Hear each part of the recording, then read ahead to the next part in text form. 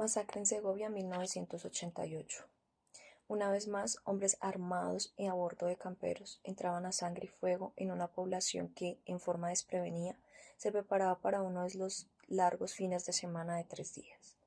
Llovía a cántaros, pero los bares estaban atestados de clientes que, al son de la música carrilera, apuraban los primeros tragos del viernes cultural. A ellos y a las personas que conversaban bajo los aleros de las casas los sorprendieron las primeras ráfagas de ametralladoras, que iniciaron una noche de terror poco antes de las 7 de la noche. Como si los asesinos no les importara quién cayera, como si no hubiera un objeto preciso, la banda de criminales fue recorriendo las calles del pueblo, disparando y lanzando granadas. Gritos de terror, otros gritos de dolor, fue la única respuesta de los habitantes, incluyendo a los agentes del pueblo de policía, que según todos los testimonios no reaccionaron ni pronta ni efectivamente. Hora y media después, Segovia estaba convertida en un mar de sangre y su hospital declarado en emergencia. Más de 40 personas habían muerto y medio centenar más se encontraban heridos. Los que habían salido ilesos no se reponían del shock. Las madres buscaban a sus hijos, las esposas a sus esposos. En esa población de cerca de 20.000 habitantes, ninguno se libró de ser tocado por la tragedia. Cada uno tenía un pariente o un amigo entre las víctimas. La primera reacción de las autoridades, representadas en la zona por el comandante de la Cuarta Brigada General Raúl Rojas Cubillos, fue atribuirle el ataque a la guerrilla. Sin embargo, lo que no encajaba era el hecho de que una población con alcaldesa de la Unión Patriótica, 7 de los 13 concejales son de ese grupo, y territorio político de ese movimiento, pudiera ser presa de semejante agresión por parte de la guerrilla. De ahí que, el sábado en la mañana, comenzara a coger fuerza la idea de que el ataque había sido perpetrado por un grupo paramilitar. A las pocas horas de conocida la tragedia en Segovia, la pregunta que se hacen los colombianos giraba en torno en dónde demonios y qué demonios estaba haciendo la policía y el ejército cuando se produjo el ataque. Existen numerosos testimonios según los cuales, durante la hora y media de sangre y fuego, no se vio un uniformado en cuadras a la redonda, y se sabe que ni el puesto de policía ni el batallón de Bomboná, a poca distancia del lugar, fueron blanco del ataque. Lo anterior no hace más que alimentar las sospechas de que las autoridades militares de algunas regiones del país estarían auspiciando las actividades de los grupos paramilitares, empeñados en una especie de guerra santa, contra todo lo que huele a izquierda.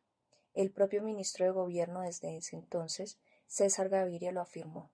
Se han detectado más de 14 paramilitares, y el gobierno no ha hecho nada por desmontarlos o cuando menos combatirlos.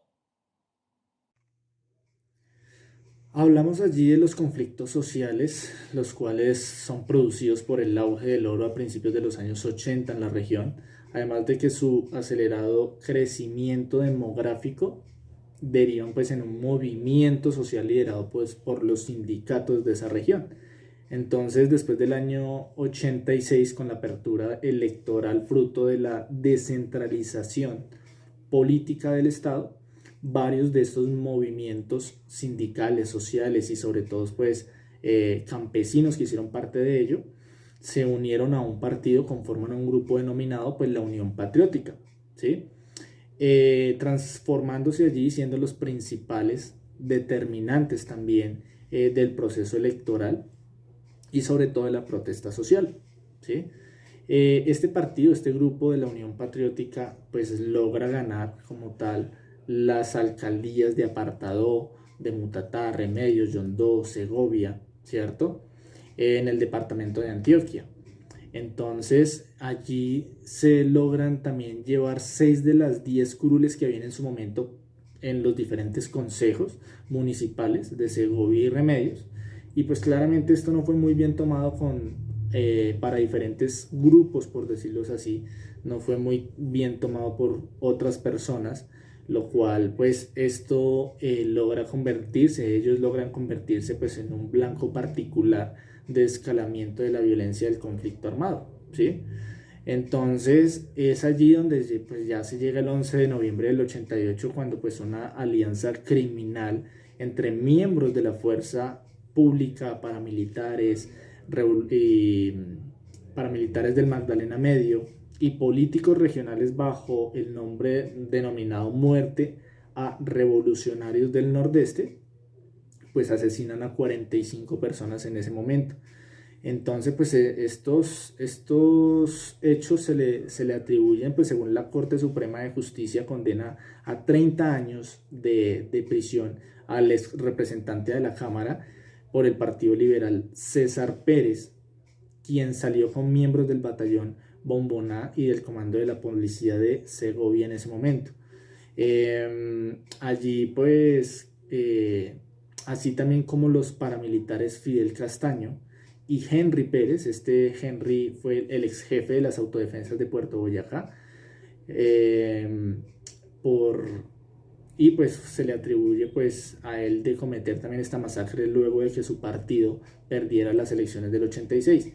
En su momento pues también fue condenado Fidel Castaño como el determinador, y dos civiles, 5 miembros de la fuerza pública, por la participación de los hechos en la planeación y la ejecución de las amenazas en esta masacre. La masacre se dio a conocer un día después de una manera escandalosa por los medios de comunicación. Las familias y el resto de la población aclamaban por que se hiciera justicia. Desde un principio creyeron que habían sido las guerrillas de las FARC, pero luego se dieron cuenta de que esta matanza fue realizada por los paramilitares, y no solamente eso fue el problema fue que fue con ayuda de las fuerzas del ejército, donde no hubo presencia en ningún momento y ninguno de ellos salió lesionado. Según el líder paramilitar Alonso de Jesús Vaquero, alias Vladimir, el congresista Pérez García gestionó la masacre con Fidel Castaño y el ganadero Henry Pérez como una contraofensiva hacia la población por haber votado por el partido de la UP y evitar perder ingresos que se percibían por la explotación de oro en la región a manos del partido político.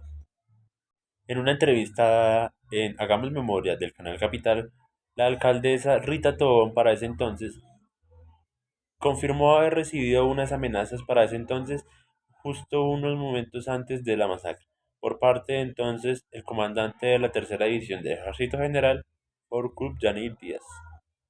La Sala Penal del Supremo ya había condenado a dos políticos que salieron a los paramilitares, por homicidios cometidos por los grupos armados. Sin embargo, hasta ahora la regla era que el tribunal y los jueces ordinarios la condenaban por un delito de concierto para delinquir agravado, una figura que, de declararse culpable, solo conlleva pensar en 4 o 5 años de reclusión.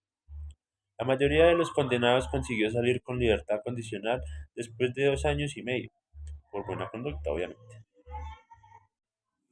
La Corte tomó una nueva posición con más firmeza, donde los políticos que tuvieron participación, ya sea en cargos de bajo poder o de alto poder, pero que hayan participado en la guerra o hayan financiado, tendrán que asumir y ser responsables de los hechos de violencia, desplazamientos y demás que hubieron en este entonces.